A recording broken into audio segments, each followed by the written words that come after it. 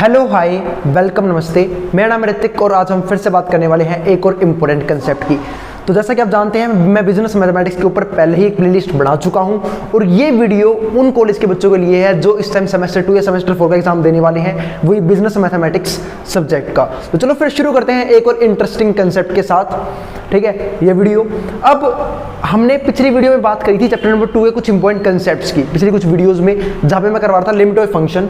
तो limit of function ये concept तो सारे खत्म हो चुके हैं, लेकिन अब कुछ प्रैक्टिकल प्रॉब्लम्स की बात हमें करनी है इस वीडियो में।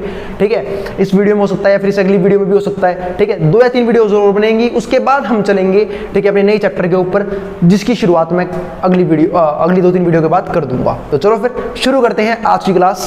अब बात है इस क्लास में क्या करवाने वाले हो, तो यहाँ पे क्या लिखा हुआ है, applications of limit in business and economics. क्या इंपॉर्टेंस है लिमिट्स की? भाई देखो, हमने बिजनेस मैथमेटिक्स में लिमिट के कंसेप्ट को समझा, तो ये भी तो समझना होगा कि उसका यूज क्या है, कहां हम यूज करते हैं। तो आज हम उसी की बात करेंगे और आज क्या अब से कुछ वीडियो जो डलेंगी 2 या 3, उस पर हम सिर्फ इसी प्रॉब्लम को लेके बात करेंगे कि लिमिट्स को हम कैसे यूज करते हैं। ठीक है, बिजनेस मैथ्स में या फिर इकोनॉमिक्स के टर्म्स में या फिर मैथ्स के टर्म्स में, बिजनेस के टर्म्स में। तो चलो फिर समझते हैं अब।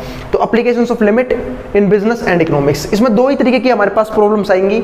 एक तो आएंगी इंटरप्रिटेशन ऑफ ई को लेके, एक आएगी ज्योमेट्रिक प्रोग्रेशन के उस केस को लेके जहां पे r लेस देन 1 होता है। तो ध्यान रखना, इंटरप्रिटेशन ऑफ ई हो चाहे हो ज्योमेट्रिक प्रोग्रेशन, ठीक है, विद r लेस देन 1, दोनों ही कंसेप्ट की मैं बात कर चुका था पिछली ही वीडियो में।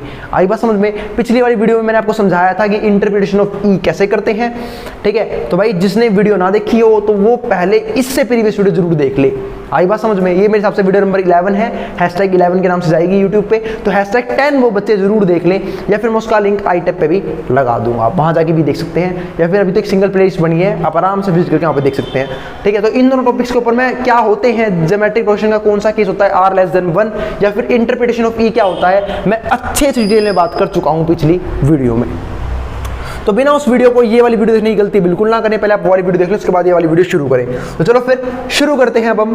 ठीक है, कि कहां यूज करते हैं भैया इंटरप्रिटेशन ऑफ ई को और ज्योमेट्रिक प्रोग्रेशन, एक तरह का सीक्वेंस होता है। ठीक है, वो भी उसमें भी 3 केस थे, r greater than 1, r equals to 1 और r लेस देन 1। तो हमें सिर्फ r लेस देन 1 का यूज करना सीखना है। ठीक है, तो इंटरप्रिटेशन ऑफ ई को हम कैसे यूज करेंगे बिजनेस में, वो हमें समझना है। ठीक है, तो उसके लिए हमें एक चीज समझनी होगी इस केस में, वो हमें समझनी है कि कंपाउंड इंटरेस्ट क्या होता है या फिर कंपाउंडिंग क्या होती है। तो जिनको कंपाउंडिंग के बारे में कुछ भी नहीं पता, घबराने की बिल्कुल जरूरत नहीं है, मैं बताऊंगा। कंपाउंडिंग का मतलब होता है जब आपको इंटरेस्ट पे इंटरेस्ट मिले, जब आपको ब्याज पे क्या मिले, ब्याज मिले। देखो, इंटरेस्ट हमेशा 2 तरह के होते हैं, एक होता है प्रिंसिपल इंटरेस्ट, एक होता है कंपाउंड इंटरेस्ट। प्रिंसिपल इंटरेस्ट का मतलब क्या होता है, जब आपको सिर्फ एक फिक्स्ड अमाउंट आपने जमा करवा रखा है, उस पर आपको बार बार इंटरेस्ट मिले। जैसे मैंने बैंक में मान लो 1000 रुपए जमा करवा दिए, तो 1000 रुपए का 10% मान लो मुझे ब्याज देती है बैंक, वैसे इतना देती नहीं है। ठीक है, पर मान लो, मानने में क्या जा रहा है, 100% मान लो, 10% मान लिया मैंने, तो 1000 का 10% क्या होगा, सबको पता है। ठीक है, 100 रुपीज। तो 100 रुपीज हर साल के एंड में मेरे अकाउंट में क्रेडिट हो जाएंगे। यार कितना मजा आएगा ना वो मैसेज देख के, your account is credited by this amount 100 rupees. ठीक है, यानी कि हर साल के एंड में 100 रुपए से मेरा बैंक बैलेंस बढ़ता चला जाएगा। इसमें क्या बोलते हैं, प्रिंसिपल इंटरेस्ट। ठीक है, जो हमें क्या मिलता है प्रिंसिपल अमाउंट पे, तो इसे हम क्या मिलते हैं, प्रिंसिपल इंटरेस्ट। अब हम बात बोलते हैं कंपाउंड इंटरेस्ट। कंपाउंड इंटरेस्ट का मतलब क्या है, जब इंटरेस्ट के ऊपर इंटरेस्ट मिले। जैसे मैं आपको फिर से एग्जांपल देता हूं, मान लो मेरे पास 1000 रुपए थे। ठीक है, 1000 का मैंने 10% निकाला, कितना आया, 100 रुपए। मुझे साल के एंड में कितने मिल गए, 100 रुपए। अब मेरा बैंक बैलेंस कितना हो चुका है, 1000 रुपए प्लस में 100 रुपए, कितना हो गया, 1100 रुपए। तो अगली बार जब ब्याज कैलकुलेट होगा ना, वो 1100 पे होगा, और 1100 का 10% कितना होता है, 110 रुपए। जिनको परसेंट नहीं निकालना आता है तो भाई आप कैसे हो गए यहाँ तक, तो फिर भी देख लेते हैं एक बार। 1100 का 10% निकालना है, तो परसेंट टेगी बटे में 100 आ गया, 0 कट गया, 0 से 0 कट गया, 110 हमारा आंसर आ गया। फिर अगली बार ये वाला ब्याज जुड़ जाएगा, और जब ये वाला ब्याज जुड़ जाएगा तो उस अमाउंट पे नया ब्याज कैलकुलेट होगा। इस तरीके से मेरे को इंटरेस्ट हर साल बढ़ बढ़ के मिलेगा। मतलब पहले साल मुझे मिला 100 रुपए, अगले साल मिला मुझे 110 रुपए, अब 110 भी जुड़ जाएगा तो ये हो जाएगा हमारा 1210 रुपए, फिर अगली बार मिलेगा मुझे 121 रुपए। ऐसे मेरा इंटरेस्ट हर साल बढ़ता रहेगा। इसे ही बोलते हैं पावर ऑफ कंपाउंडिंग। जब आपके ब्याज पे आपको ब्याज मिले, इसे बोलते हैं पावर ऑफ कंपाउंडिंग। चलो फिर आगे समझते हैं। तो कंपाउंडिंग की डेफिनेशन में यहाँ पे लिखवा दी है, compounding involving interest on interest, यानी कि जब इंटरेस्ट मिले, इंटरेस्ट पे भी इसे हम बोलते हैं कंपाउंडिंग। तो चलो फिर अब कंपाउंड अमाउंट समझते हैं, क्या होता है कंपाउंड अमाउंट। जिनको नहीं पता अब हम उसी के बारे में बात करने वाले हैं कि कंपाउंड अमाउंट क्या होता है। कंपाउंड अमाउंट का मतलब होता है जब इंटरेस्ट लगा के हम जब हम इंटरेस्ट को प्रिंसिपल अमाउंट में जोड़ देते हैं तो जो अमाउंट आता है उसमें क्या बोलते हैं, कंपाउंड अमाउंट। तो चलो समझते हैं कंपाउंड अमाउंट का फॉर्मूला क्या होता है। कंपाउंड अमाउंट का फॉर्मूला होता है, जिनको कंपाउंड इंटरेस्ट का फॉर्मूला सुन लेना। कंपाउंड अमाउंट का फॉर्मूला होता है P प्लस में 1 प्लस में R बाई 100 और लगा सकते हैं, पर R लिख के कोई दिक्कत नहीं है, क्योंकि जब परसेंट यहाँ पे लिखोगे आप, क्योंकि रेट ऑफ इंटरेस्ट तो परसेंटेज में ही होगा, तो परसेंटेज के बेटे में 100 खुद हो जाएगा। अगर इसको पूरा लिखना है वो ये लिख लेना, P प्लस में 1 प्लस R बाई 100 की पावर में T, जहाँ पे P हमारे पास क्या है, प्रिंसिपल अमाउंट, R हमारे पास रेट ऑफ इंटरेस्ट और T हमारे पास क्या हो जाएगा, टाइम पीरियड, यानी कि किस टाइम तक के लिए आपने वो पैसा बैंक में जमा किया है। आई बात समझ में, ठीक है। अब हम कुछ कंपाउंडिंग के ऊपर और बात करते हैं। कंपाउंडिंग बहुत सारे तरीके से होते हैं। हाफ ईयरली, हाफ ईयरली का मतलब क्या है कि साल में 2 बार आपको इंटरेस्ट मिल रहा है, वो भी कंपाउंड इंटरेस्ट। तो कहावत ये है कि आपका पैसा जितनी जल्दी कंपाउंड होगा ना, आपका पैसा उतनी जल्दी बढ़ेगा। इसका मतलब क्या है, मैं भी आपको समझाने की कोशिश करता हूँ। जैसे वही वाला एग्जांपल लेते हैं, मेरे पास 1000 रुपये थे, मान लो मुझे 10% ब्याज मिल रहा है साल में 2 बार, पर 10% नहीं, साल में मिलेगा 10% ही, यानी कि वो एनुअल रेट ऑफ इंटरेस्ट 10%, लेकिन 2 बार ब्याज दिया जा रहा है 6-6 महीने में। तो सिंपल सी बात है, मेरे को 5-5% करके ब्याज मिलेगा। पहले 6 महीने का 5%, अगले 6 महीने का 5%, लेकिन मिल क्या रहा है, कंपाउंड रेट इंटरेस्ट। तो आपको फायदा दिखाता हूँ। मान लो आपको 1000 पे मिला 5%, तो 5 बटे में 100 सब बच्चे निकाल लेंगे, 2 0 2 0 कट गई, 10 गुना 5 50 हो गया। तो कितना पैसा मिल गया मुझे, मेरे पास हो गया 1050 रुपये। कितना हो गया, 1050 रुपये। अब मुझे 5% फिर ब्याज मिला, अब 5% फिर निकाल लूंगा, तो 5/100 फिर से वही कर दूंगा, 1 0 से 1 0 कट गई, 5 से 10 गया 2 पे। अब की बार ब्याज कितना मिलेगा, अब की बार इसको काटना है तो ये बनेगा हमारा 52.5। तो टोटल ब्याज कितना इकट्ठा हो गया, टोटल ब्याज इकट्ठा हो गया 52.5 रुपये, और पिछली बार मिला था मुझे 50 रुपये, तो कितना हो गया 102.5। तो ये मिल गया मुझे टोटल ब्याज 102.5 रुपये। अब बात आई, क्या करोगे आप इतने पैसे का, अरे देख लो यार, मजाक हो गया, 102.5 रुपये, ठीक है। अब ये मिल गया आपको इंटरेस्ट, लेकिन मिल कितना रहा था आपको, सिर्फ पिछली बार 100 रुपये, ठीक है। तो ये फायदा हुआ जब 6 महीने में अमाउंट कंपाउंड हो गया। ये फायदा हुआ जब 6 महीने में आपका क्या होगा, अमाउंट कंपाउंड हो गया, क्योंकि पिछले 6 महीने का ब्याज आपके प्रिंसिपल अमाउंट में लग चुका है। अब जो नया ब्याज कैलकुलेट होगा वो उस नए अमाउंट पे कैलकुलेट होगा, जिसकी वजह से आपका ये इंटरेस्ट रेट आपको 2.5 रुपये से बढ़ता हुआ दिख रहा है। तो मतलब ये क्या ही उखाड़ लूंगा मैं 2.5 रुपये में, पर मेरे भाई जब लॉन्ग टर्म में बात करेगा तो ये 2.5 रुपये बहुत होता है, बहुत। और अगर तेरा अमाउंट बढ़ा है तो फिर 2.5 रुपये ही बढ़ता चला जाएगा। मैंने तो सिर्फ 1000 रुपये की बात करी थी। आई बात समझ में। हो सकता है आप लोग करोड़पति हो, अपने बैंक में करोड़ों रुपए छोड़ रखे हो। तो ये फायदा होता है कंपाउंड इंटरेस्ट का। तो समझ में आई। तो कंपाउंड जितनी जल्दी उतना ही फायदा होता है। तो कंपाउंड इंटरेस्ट में हाफ ईयरली फॉर्मूला चेंज होता है। फॉर्मूला कैसे बनता है, P प्लस में 1/, अब जो भी रेट ऑफ इंटरेस्ट है उसे 2 से डिवाइड कर दो। क्यों, क्योंकि अब साल में 2 बार ब्याज मिलने वाला है। अब यूँ थोड़ी ना आपको 10% अगर आपका रेट है तो आपको हर बार कितना मिलेगा, 10% करके नहीं, उसका हाफ करके मिलेगा ना। जैसे मैंने निकाला था पहले 6 महीने का फिर 5%, अगले 6 महीने का 5%। आई बात समझ में। तो सेम बात अब यहाँ पे भी लगेगी। अगर मैं बात करूँ यहाँ पे क्वार्टरली की, हाफ ईयरली आपको समझ में आ गया। अगर मैं यहाँ पे बात करूँ किसकी, क्वार्टरली की, तो क्वार्टरली केस में क्या होगा, क्वार्टरली केस में क्या होगा, जो भी मेरा इंटरेस्ट रेट होगा उसे मैं 4 से डिवाइड कर दूंगा। क्यों, क्योंकि क्वार्टरली का मतलब होता है का हर 3 महीने में ब्याज निकाला जाएगा और वो कंपाउंड इंटरेस्ट दिया जाएगा आपको, यानी कि हर 3 महीने में आपका ब्याज कैलकुलेट होगा। तो यहाँ पे फॉर्मूला क्या हो जाएगा, जो भी रेट ऑफ इंटरेस्ट उसे क्या कर दो, 4 से डिवाइड कर दो, क्योंकि अब 300 में बढ़ जाएगा और टाइम जो भी होगा उसी 4 से मल्टीप्लाई हो जाएगा। सेम केस में R/2 तो कर दिया, रेट ऑफ इंटरेस्ट को 2 से डिवाइड कर दूंगा। क्यों, लेकिन ब्याज मिलेगा 2 बार तो टाइम पीरियड क्या हो जाएगा, डबल भी कर देंगे।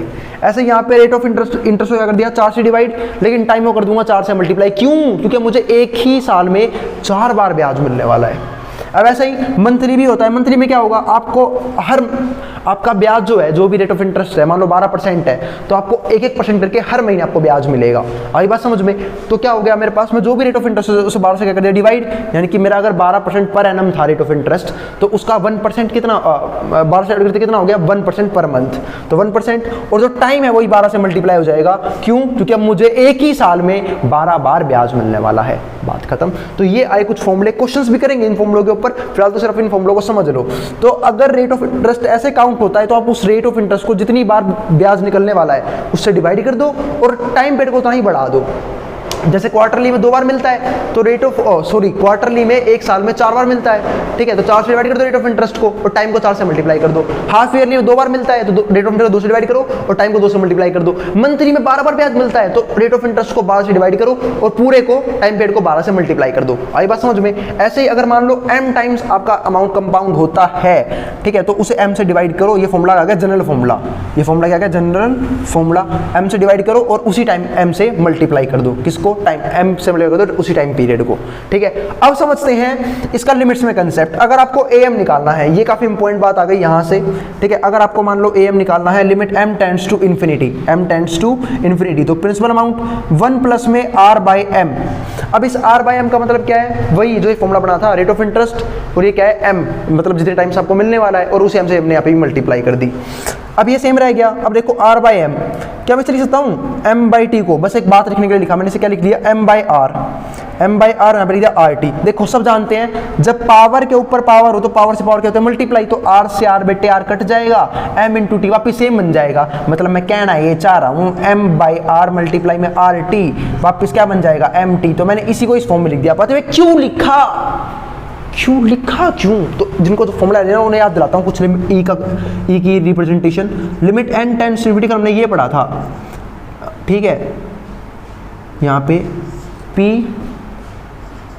1 प्लस में 1 बाई n की पावर 1 बाई n, ठीक है। ये limit n tends to infinity, p नहीं आएगा, 1 प्लस में 1 बाई n की पावर में 1 बाई n, इसका आंसर क्या आता है? इन्फिनिटी आता है। आई बात समझ में? ये होता है हमारा लिमिट का formula, limit n tends to p plus में 1 बाई n, और यहाँ पे 1 बाई n नहीं आता, यहाँ पे आता है n। ध्यान रखना है इस बात का, n, ठीक है। p limit n tends to infinity 1 plus में 1 बाई n की पावर में n, ठीक है। इसका आंसर हमारे पास क्या आता है? e आता है। एक्सपोनेंशियल फंक्शन क्या आता है? e आता है। सॉरी मैंने गलती से इन्फिनिटी डाल दिया था यहाँ पे, एक्सपोनेंशियल फंक्शन आता है। ये हमने कल सीखा था, ठीक है, कि e को हम लोग लिमिट्स की फॉर्म में कैसे लिखते हैं। तो वही सेम काम मैं यहाँ करना चाह रहा हूँ। ध्यान से देखो, तो इसे मैं क्या लिख सकता हूँ? इसे मैं ये देखना ध्यान से, ये r बाई m लिखा हुआ है। क्या लिखा हुआ है? r by m। इसे मैं क्या लिख सकता हूँ? 1 अपॉन में m बाई r। जो आपको ऊपर जाएगा r बाई m बन जाएगा। अब देखो ध्यान से, p है, लिमिट m की इन्फिनिटी है, 1 बाई m बाई r है, यहाँ भी वही है, ठीक है, और वही पावर में है, तो इसका आंसर क्या आ जाएगा? इन्फिनिटी, ठीक है। इसका आंसर क्या आ जाएगा? e। तो इसकी जगह क्या आ गया हमारे पास आंसर में? ये देखो p यूं का यूं, इसका आंसर पूरा कितना हो गया? e। और इस rt को हमने मान लिया एक तरह से n की तरह मान लिया। देखो मैंने यहाँ पे लिखा भी हुआ है n इक्वल्स टू rt, तो क्या बन जाएगा? p मल्टीप्लाई में e की पावर n। तो ये होता है कि आप कंपाउंड इंटरेस्ट को e की फॉर्म में कैसे लिखोगे, उसके जनरल फॉर्मूले को e की फॉर्म में कैसे लिखोगे।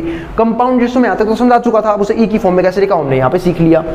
अब करते हैं सिर्फ इस कंसेप्ट के ऊपर एक बात, फिर हम बात करेंगे अगले टॉपिक डिस्काउंटिंग के ऊपर, ठीक है, यानी कंपाउंडिंग का रिवर्स इफेक्ट। आई बात समझ में? अब हम समझते हैं जिसे हम बोलते हैं डिस्काउंटिंग, ठीक है।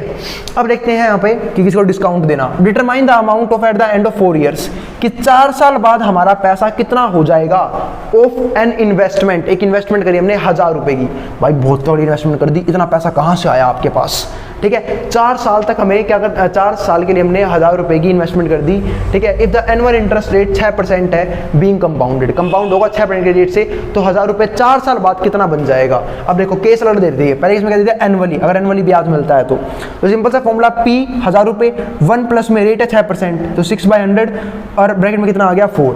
6/100 का मतलब क्या है? 0.06, और यहाँ पे क्या रहेगा? 4। यहाँ पे कितना आ गया? 1.06, ठीक है। ब्रैकेट में कितना आ गया हमारे पास? 4।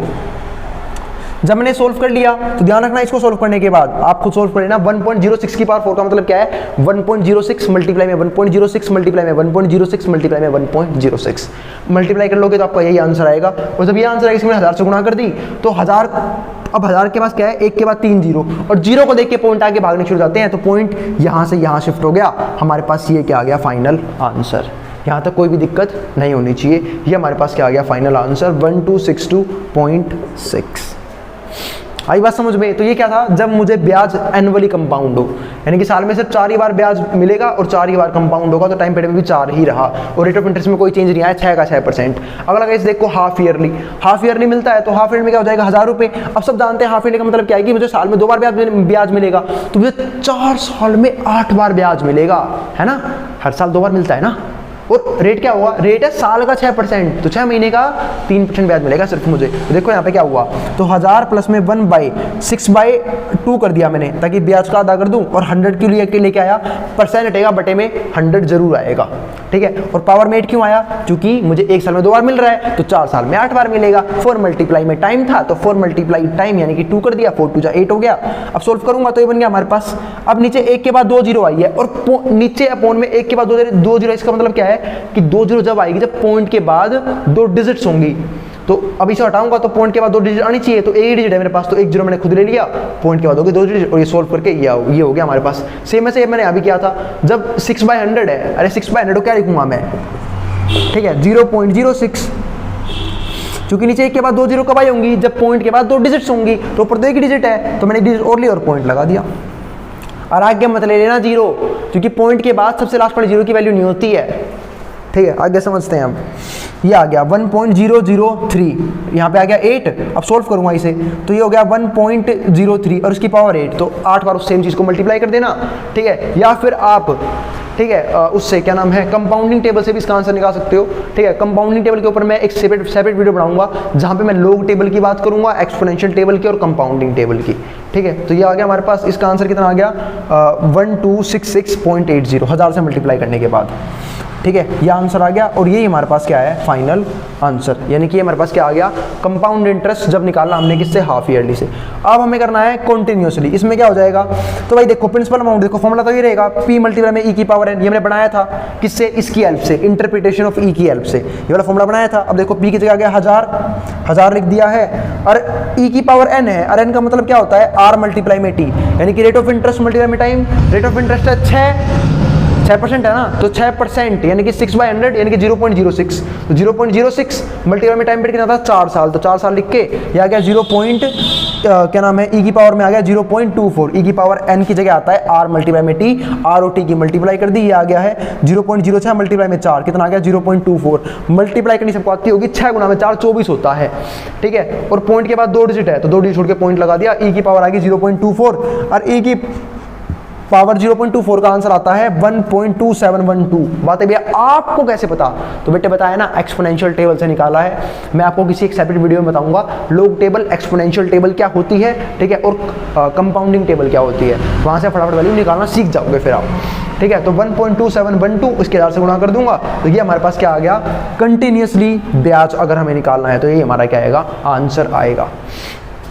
आई बात समझ में, उम्मीद है आपको अब कोई दिक्कत नहीं होगी, ठीक है। यहाँ पे हमने ये सीखा कि कंपाउंडिंग में ई हमारी कैसे हेल्प करता है, और कंपाउंडिंग होती क्या है, ठीक है, तो और कंपाउंड इंटरेस्ट क्या होता है, ठीक है। वैसे तो इसके ऊपर एक सेपरेट चैप्टर है हमारा, चैप्टर नंबर 6 है मेरे हिसाब से, हाँ चैप्टर नंबर 4 है कंपाउंड इंटरेस्ट के ऊपर, जहाँ पे हम अच्छे से कंपाउंड इंटरेस्ट को समझेंगे। ये तो हमारा एप्लीकेशन, तो हमने एक क्वेश्चन समझा दिया, इसके बाद मैं डिस्काउंटिंग को समझाऊंगा, फिर 1-2 कंसेप्ट और है, उनको समझने के बाद, ठीक है, हम इस चैप्टर को क्लोज करके अपने नए चैप्टर यानी कि डिफरेंशिएशन के ऊपर चलेंगे।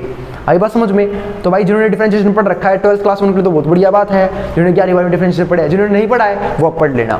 आई बात समझ में, अब इसको जो भी उतारना है, स्क्रीनशॉट लेना है, अब वो ले सकता है, मैं हट रहा हूँ बोर्ड के सामने से।